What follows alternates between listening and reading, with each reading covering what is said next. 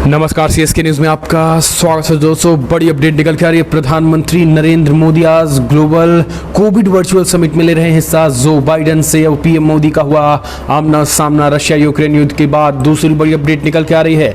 श्रीलंका में लग रहे हैं मोदी किनारे। सोशल मीडिया से लेकर के ट्विटर तक मची है मोदी की धूम। आखिर श्रीलंका आपदा के बीच मोदी की चर्चा इतनी खासा क्यों हो गई है? पीएम मोदी क्या सेना उतारने वाले हैं? ऐसे सोशल मीडिया में धूम मच रही है श्रीलंका में, क्यों? वो हम आपको बताएंगे। भारत से वहां की जनता मदद मांग रही है। तीसरी बड़ी अपडेट निकल के आ रही है। ज्ञानवापी मस्जिद के बीच बड़ी खबर। ज्ञानवापी विवाद पर 10 घंटे की सुनवाई, थोड़ी देर में फैसला, वो हम आपको बताएंगे। इस बीच अगली अपडेट, राजस्थान में फिर से तनाव। हनुमानगढ़ में बीएचपी नेता पर हमले के बाद आक्रोश, वो भी हम आपको बताएंगे। इस बीच राष्ट्रपति राजपक्षे का ऐलान, इसी हफ्ते होगी नए पीएम की नियुक्ति। तो सब कुछ खबरें जानेंगे। जहां नेटो दोस्तों को रशिया ने दी खुली धमकी। डिफेंस एक्सपर्ट बोले हारने की स्थिति में पुतिन कर सकते हैं परमाणु हमला, वो भी हम आपको बताएंगे। पाकिस्तान के लिए जासूसी करने के आरोप में आईएएफ का एक जवान हनी ट्रैप में आईएसआई के जाल में फंसा गिरफ्तार किया गया, वो भी हम आपको बताएंगे। इस बीच सऊदी अरब में बजेगा हिंदुत्व का डंका। विश्व धर्म संसद को संबोधित करेंगे स्वामी अवधेशानंद गिरी जी महाराज। तो एक एक करके विस्तार से आपको बताएंगे। लेकिन उससे पहले एक छोटा सा निवेदन, अपने चैनल को सब्सक्राइब नहीं किया, पल पल के अपडेट के लिए चैनल को सब्सक्राइब करना ना भूले दोस्तों। दरअसल पहली बड़ी अपडेट निकल के आ रही है। प्रधानमंत्री मोदी आज दूसरे ग्लोबल कोविड वर्चुअल समिट को करने जा रहे हैं संबोधित। जो बाइडेन के साथ कोरोना समस्या पर हल करेंगे चर्चा। प्रधानमंत्री मोदी आज द्वितीय डिजिटल वैश्विक कोविड शिखर बैठक में हिस्सा ले रहे हैं। वैश्विक विदेश मंत्रालय ने बुधवार को इस बात की जानकारी दी है। मंत्रालय के बयान के अनुसार प्रधानमंत्री मोदी इस बैठक में अमेरिकी राष्ट्रपति जो बाइडेन के निमंत्रण पर हिस्सा लेंगे। इस सम्मेलन में कोविड महामारी की चुनौतियों से निपटने की दिशा में उठाए जा रहे नए कदमों में मजबूत वैश्विक स्वास्थ्य एवं सुरक्षा ढांचा तैयार करने पर विचार विमर्श होगा। मंत्रालय के बयान के अनुसार प्रधानमंत्री शिखर बैठक में उद्घाटन सत्र में महामारी के तनाव को रोकथाम एवं तैयारियों को प्राथमिकता विषय पर संबोधित देंगे। प्रधानमंत्री मोदी ने इसे पहले 21 सितंबर 2021 को अमेरिकी राष्ट्रपति जो बाइडेन द्वारा आयोजित पहले कोविड वर्चुअल में भाग ले चुके हैं। हालांकि आपको बता दें, रशिया यूक्रेन युद्ध के बाद पीएम मोदी और बाइडेन जो है ये पहली बार आमना सामना होने जा रहा है। ऐसे में कई चीजों को लेकर भी संशय है कि आखिर प्रधानमंत्री नरेंद्र मोदी और जो बाइडेन को लेकर कहीं ना कहीं रशिया यूक्रेन युद्ध के बीच बात ना हो। एक और अपडेट लेते हैं दोस्तों। बड़ी खबर निकल के आ रही है। आपको बता दें, श्रीलंका की मौजूदा स्थिति में भारत क्षेत्र में खोई अपनी भू राजनीतिक शक्ति दोबारा हासिल कर सकता है। बड़ी खबर निकल के आ रही है। आपको बता दें, भारत में बज रहे हैं, श्रीलंका में बज रहे मोदी किनारे, भारत का बज रहा है डंका। दरअसल श्रीलंका की राष्ट्रपति गोटबाया राजपक्षे बुधवार को सत्तारूढ़ पार्टी के असंतुष्ट और मुख्य विपक्षी एजेंसी के साथ प्रधानमंत्री महिंदा राजपक्षे के इस्तीफे के बाद राजनीतिक विरोध को खत्म करने के लिए बातचीत कर रहे हैं। श्रीलंका में हालात बेहद बेकाबू हो चुके हैं और वहां पर गोली मारने के यानी उपद्रवियों को सीधा देखते ही गोली मारने के आदेश दे दिए गए हैं। इतना ही नहीं, वहां पर सभी प्रधानमंत्री इस्तीफा दे चुके हैं और एक परिवार के खिलाफ जोरदार विरोध बढ़ रहा है। इन सब के बीच वहां खाने पीने की समस्याओं को भी दिक्कतें हो रही हैं। महंगाई चरम पे पहुंच गई है। हालात बेहद बद से बदतर होते चले जा रहे हैं। और इसी को देखते हुए अभी ये बड़ी खबर निकल के आई है कि अब वहां पर सोशल मीडिया में भारत मोदी हो रहा है, भारत की गूंज हो रही है। श्रीलंका में आर्थिक संकट के बीच जो है वो प्रधानमंत्री मोदी को वहाँ के लोग याद कर रहे हैं। भारत जो है वो श्रीलंका के लोगों का पसंदीदा बन गया है। ये बड़ी अपडेट निकल के आ रही है। वहाँ के सोशल मीडिया में जिस तरीके से भारत का डंका बज रहा है, लोग मोदी से खाने पीने की मदद मांग रहे हैं। इस तरीके की भी पोस्ट जो है श्रीलंकाई भाषा में वायरल हो रहे हैं, जिसको देखने के बाद अब वहाँ के लोग इतना तक कहने लगे हैं कि मोदी जो है क्या यहाँ सेना उतारने वाले हैं, भारत की तरफ से खाने पीने के सामान भेजे जाएं। कई विपक्षी पार्टियों ने तो वहाँ का विपक्षी पार्टी आम जनता के साथ विपक्षी पार्टी भी जी मोदी के नारे लगा रहे हैं। उनका कहना है कि भारत को हमारी मदद करनी चाहिए और यहाँ पर सैनिकों को भेजना चाहिए, सेना को। जिसके बाद उच्चायोग को ये स्पष्ट करना पड़ा कि भाई ना तो मोदी का डंका बजाने से कुछ होगा और ना ही कुछ हमने जो स्थिति जो थी श्रीलंका की हमेशा मदद करते आए हैं और हम मदद कर रहे हैं और खाद्य रसद की चीज़ें भेजी जाती रहेंगी पहले की तरह और अब भी भेजी जाएंगी। लेकिन हम ना तो सेना भेजने वाले हैं और ना कोई एक्स्ट्रा मदद। हाँ, मानवीय तौर पर खाने पीने की मदद करेंगे। लेकिन सबसे बड़ी बात यह है कि जिस तरीके से मोदी सोशल मीडिया में हो रहा है, श्रीलंकाई सोशल मीडिया में, उससे पीएम मोदी की लोकप्रियता का अंदाज़ा लगाया जा सकता है। हालांकि वैसे आपको बता दें, श्रीलंका भारत का पहले भी दोस्त रहा है 1950 के दशक के उत्तरार्ध में चीन की श्रीलंका में की गई गहरी पैठ के कारण भू राजनीतिक रूप से भारत अपने पड़ोसी देश की इस त्रासदी से खुद को दूर नहीं रख सकता। 2000 के दशक के अंत में लिट्टे के साथ संघर्ष के अंतिम चरण में श्रीलंका में चीनी मौजूदगी काफ़ी ज़्यादा हो गई और जब चीन ने श्रीलंका की सेना को हथियार और गोला बारूद से मदद की, संयुक्त राष्ट्र जैसे बहुपक्षीय मंचों पर भी चीन ने श्रीलंका के हितों की रक्षा कर दी थी। यानी 2000 के बीच समथिंग ये कड़वाहट हुई जब लिट्टे जैसे आतंकी उत्पन्न हुए। उसके पहले भारत और श्रीलंका की दोस्ती जो है वो भूतपूर्व थी। तो 2000 के बाद ये चीज़ें थोड़ी सी क्लियर नहीं हुई और चाइना ने उनको भारी भरकम कर्ज दे दिया और उसी का परिणाम आज श्रीलंका भुगतने लगा है। हम चलते हैं एक और अपडेट लेते हैं।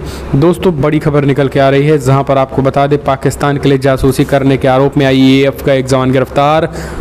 हनी ट्रैप के जरिए ISI ने फंसाया जाल में। दरअसल पाकिस्तान जासूस गिरफ्तार कर लिया गया है।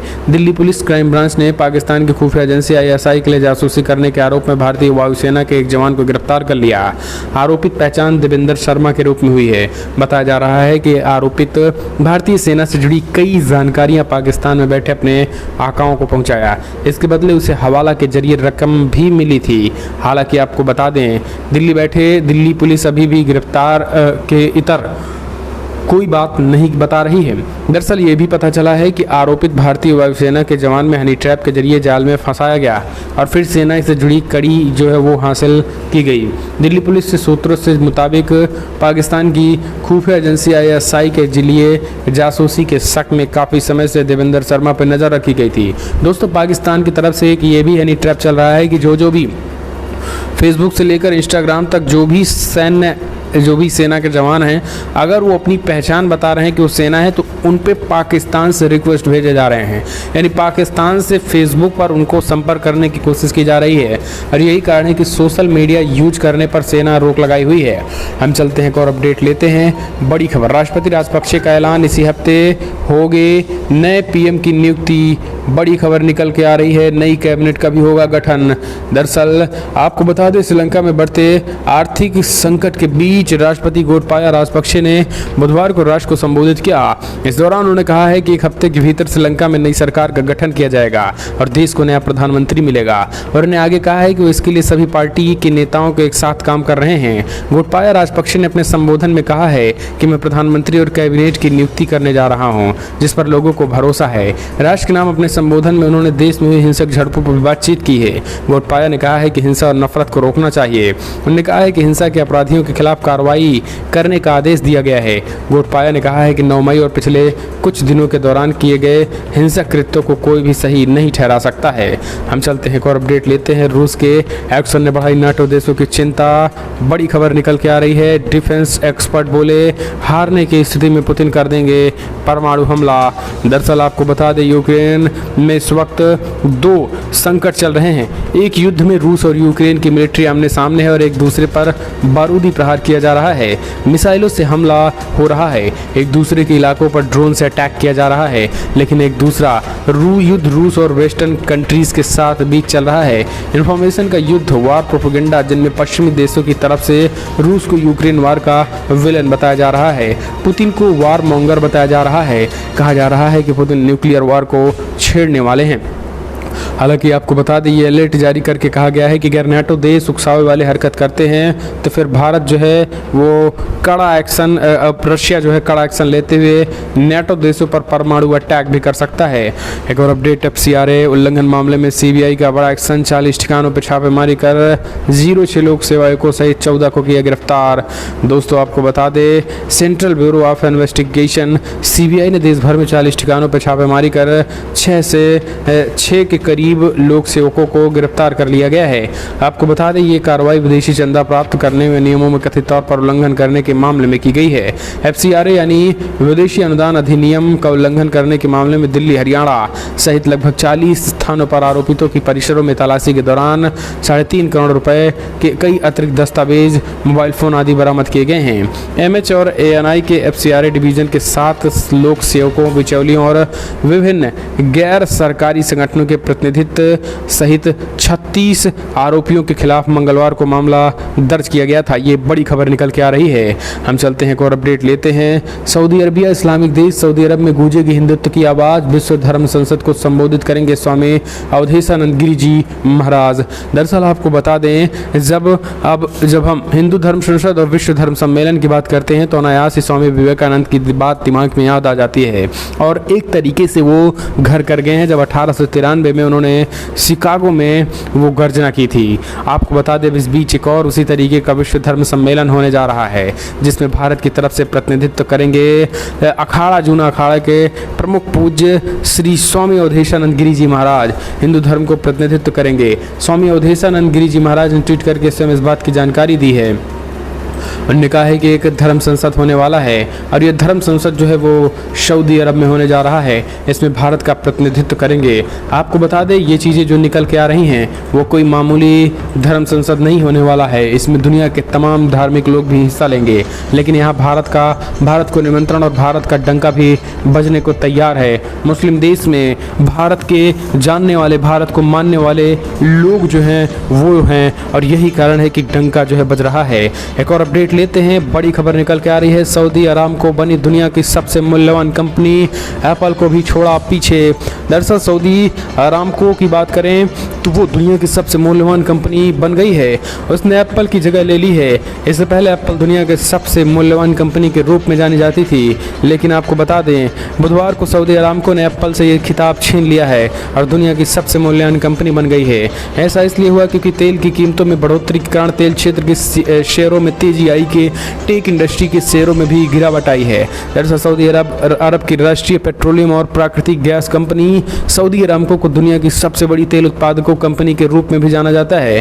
बुधवार को बाजार बंद होने पर सऊदी अरामको का बाजार मूल्य $2.42 ट्रिलियन तक पहुंच चुका है, जबकि एप्पल का बाजार मूल्य शेयर प्राइस घटने की वजह से $2.37 ट्रिलियन हो गया है। हम चलते हैं एक और अपडेट लेते हैं। राजस्थान से बड़ी खबर, जहां हिंदू युवक की हत्या के बाद हिंदू नेता पर लोहे रॉड की से जान का हमला। राजस्थान में हालात पे बेकाबू लोग, गृह मंत्री अमित शाह से सेना की कर रहे हैं मांग। दरअसल आपको बता दें, जोधपुर के भिलवाड़ा के बाद अब राजस्थान के हनुमानगढ़ में सांप्रदायिक तनाव की खबर है। यहाँ पर विश्व हिंदू परिषद के नेता हमले की सूचना है। बताया जा रहा है कि हमले में बीएचपी नेता बुरी तरीके से घायल हो गए हैं। जानकारी के मुताबिक मंदिर के पास खड़ी लड़कियों से छेड़छाड़ से मना करने के बाद उन पर हमला कर दिया गया। पुलिस ने 7 हमलावरों पर केस दर्ज किया दिया है और वहीं हमलावरों की गिरफ्तारी की मांग करने वाले 27 लोगों पर कार्रवाई की गई है। अब आप समझ सकते हैं, एक तरफ जहां मुस्लिमों जो हिंदू लड़कियों से मुस्लिम छेड़खानी कर रहे हैं, अगर उनको रोका जाए तो मुस्लिम लड़के तुम पर ही हमला कर देंगे और ज़्यादा अगर बोलोगे तो कांग्रेस की सरकार तुम पर FIR भी दर्ज करेगी। इससे बद से बदतर हिंदुओं की और क्या हो सकती है। तो ये चीज़ें आप समझ सकते हैं कि इससे ज़्यादा स्थिति और किसी हिंदू की खराब नहीं हो सकती है। हम चलते हैं एक और अपडेट। मदरसों में पढ़ाई से पहले बच्चे रोज जाएंगे जनगण मन, योगी सरकार ने किया अनिवार्य, आज से लागू होगा फरमान। दरअसल आपको बता दें, उत्तर प्रदेश के मदरसों में आज से राज्य की योगी आदित्यनाथ सरकार का बड़ा फैसला लागू होने जा रहा है, क्योंकि मदरसों में पढ़ाई शुरू करने से पहले राष्ट्रगान होगा और सभी के मान्यता प्राप्त सहायता होंगे। आपको बता दें, गैर अनुदानित मदरसों में राष्ट्रगान गाया जाएगा। असल में ईद की छुट्टियों के कारण आज से मदरसे खुल रहे हैं। आपको बता दें, आज से मदरसों में राष्ट्रगान गाया जाएगा। इसके लिए 24 मार्च को हुई बैठक में सभी जिला अल्पसंख्यक कल्याण अधिकारियों को इसे तुरंत लागू करने के लिए कहा गया था, लेकिन रमजान की छुट्टी शुरू होने के कारण इसे लागू नहीं किया जा सका। मीडिया रिपोर्ट्स के मुताबिक राज्य की मदरसा शिक्षक परिषद की ओर से इसको लेकर निर्देश पहले ही भेजे जा चुके हैं, जिसके तहत मान्यता प्राप्त, अनुदानित प्राप्त और गैर सहायता प्राप्त मदरसों में किए जाएंगे। यानी अगर मदरसों में पढ़ाना है बच्चों को तो जनगण मन कहना ही होगा। और जो मौलवी अपने मदरसों में नहीं करवाएंगे उन मौलवियों पर भी शिकंजा कसा जाएगा और मदरसे पर जो सरकारी राशि दी जा रही है उस पर भी फंडिंग पे भी रोक लगेगी। एक और अपडेट लेते हैं। बड़ी खबर निकल के आ रही है। हाईकोर्ट, इलाहाबाद हाईकोर्ट के लखनऊ बेंच में चल रही सुनवाई। 22 बंद कमरों को खोलने पर याचिका पर सुनवाई लगातार जारी। उत्तर प्रदेश के आगरा में ताजमहल में बंद 22 कमरों में खोलने की याचिका पर इलाहाबाद हाईकोर्ट के लखनऊ बेंच में सुनवाई जारी। इलाहाबाद हाईकोर्ट के लखनऊ बेंच में याचिका दायर की गई है, ताजमहल में बंद 22 कमरों को खोला जाए ताकि लोगों को पता चल सके कि 22 बंद कमरों में क्या है। याचिकाकर्ता ने अपनी याचिका में दलील दी है कि RTI दाखिल करके उन्होंने इस बारे में जानकारी हासिल करने की कोशिश की थी। इन 22 कमरों में क्या है और इन्हें बंद किया गया है, लेकिन याचिकाकर्ता जवाब से संतुष्ट नहीं है, जिसके बाद उन्होंने कोर्ट का दरवाजा खटखटाया। याचिकाकर्ता अयोध्या में भारतीय जनता पार्टी नेता रजनीश सिंह ने बताया कि जब उन्होंने कमरों को लेकर आरटीआई से जानकारी प्राप्त करनी चाहिए तो सुरक्षा कारणों से रोक दिया गया। हम चलते हैं एक और अपडेट। उत्तर प्रदेश में सीएम योगी आदित्यनाथ ने डीजीपी को हटाया। प्रशासनिक कार्यों में रुचि न लेने पर यह कार्रवाई हुई है। बनाया गया डीजी नागरिक सुरक्षा। यूपी के डीजीपी मुकुल गोयल को मुख्यमंत्री योगी आदित्यनाथ की नाराजगी भारी पड़ गई है। शासकीय कार्यों की अवहेलना, विभागीय कार्यों में रुचि न लेने और अकर्मण्यता के चलते उन्हें डीजीपी के पद से हटाकर नागरिक सुरक्षा का डीजी बनाया गया है। गोयल का सेवाकाल फरवरी 2022 तक है। वहीं शासन की इस कार्रवाई के पीछे हाल ही के दिनों में घटनाएं बड़ी वजह मानी जा रही। शासन ने डीजी लॉ एंड ऑर्डर को फिलहाल डीजीपी का कार्यभार सौंप दिया है प्रशांत कुमार को। गोयल को पिछले साल 1 जुलाई को तत्कालीन डीजीपी हितेश चंद्र अवस्थी की सेवानिवृत्ति के बाद डीजीपी बनाया गया था। हम चलते हैं एक और अपडेट लेते हैं। बड़ी खबर निकल के आ रही है अगली दोस्तों, आपको बता दें जहां एक और खबर निकल के आ रही, जहांगीरपुरी हिंसा मामले में एक और आरोपी गिरफ्तार, सीसीटीवी फुटेज से हुई पहचान। दरअसल जहांगीरपुरी में हनुमान जयंती के दिन हिंसा मामले में दिल्ली पुलिस की क्राइम ब्रांच टीम ने एक और आरोपी को गिरफ्तार कर लिया। गिरफ्तार आरोपी का नाम अब्दुल इलियास राजा है। पुलिस ने आरोपी को जहांगीरपुरी से गिरफ्तार किया हुआ है। अब्दुल पर हिंसा वाले दिन भीड़ में शामिल होकर हिंसा करना और भीड़ को उकसाने का आरोप है। मालूम हुआ कि अभी तक हिंसा मामले में 3 नाबालिग समेत 37 लोग पकड़े जा चुके हैं। इसी के साथ इस पूरे मामले में वीडियो फुटेज और अन्य सबूतों के आधार पर हिंसा में शामिल अन्य आरोपितों की पहचान करने की प्रक्रिया चल रही है। साथ ही गिरफ्तार किए गए आरोपितों को भी पूछताछ कर हिंसा में लिप्त आरोपियों को पता लगाया जा रहा है। तो ये बड़ी खबर निकल के आ रही है दोस्तों, आपको बता दें लगातार हिंसा के बीच, जहांगीरपुरी हिंसा के बीच ये एक्शन किया गया है। हम चलते हैं एक और अपडेट लेते हैं। ज्ञानवापी में आपको बता दें 10 घंटे सुनवाई और ज्ञानवापी पर आज फैसला होने जा रहा है। आपको बता दें वाराणसी की ज्ञानवापी मस्जिद के सर्वे के मामले में कोर्ट कमिश्नर को हटाने की अपील पर कोर्ट का फैसला थोड़ी देर में आने वाला है। फिलहाल कोर्ट में सुनवाई हुई है और आपको बता दें सब कुछ फैसला जो है वो लगभग सुरक्षित रखा गया है। आने वाले समय में जल्द ही फैसला होने वाला है। हालांकि आपको बता दें इसको लेकर पुलिस प्रशासन की चप्पे चप्पे पर चाक चौबंद और व्यवस्था हो गई है। ज्ञानवापी विवाद के बाद जो एक्शन देखने को मिल रहा है उसमें यह है कि पूरी तरीके से पुलिस प्रशासन जो है वो ज्ञानवापी के आसपास चप्पे चप्पे पर तैनात हो गई है। हम चलते हैं एक और अपडेट लेते हैं। प्रधानमंत्री नरेंद्र मोदी का बड़ा ऐलान। उत्कर्ष समारोह में एक बेटी का सपना सुनकर भावुक हुए पीएम मोदी, बोले कोई मदद चाहिए तो मुझे बताएं। दरअसल आपको बता दें गुजरात में प्रधानमंत्री मोदी वीडियो कॉन्फ्रेंसिंग के जरिए भरूच में उत्कर्ष समारोह में हिस्सा लिया। इस दौरान एक लाभार्थी से बातचीत करते हुए पीएम मोदी भावुक हो गए। सरकारी योजनाओं के लाभार्थियों में से एक आयुब पटेल से बातचीत करते हुए प्रधानमंत्री मोदी उनकी बेटी के डॉक्टर बनने के सपने के बारे में सुनकर भावुक हो गए। इसके बाद उन्होंने कहा है कि आप मुझे बताएं कि अगर आपको अपनी बेटी का सपना पूरा करने के लिए किसी मदद की जरूरत है। समारोह में गुजरात के मुख्यमंत्री भूपेंद्र पटेल भी मौजूद थे। प्रधानमंत्री मोदी ने कहा है कि आज का ये उत्कर्ष समारोह इस बात का प्रमाण है कि जब सरकार ईमानदारी से एक संकल्प लेकर अभ्यर्थी तक पहुंचती है तो कितने सार्थक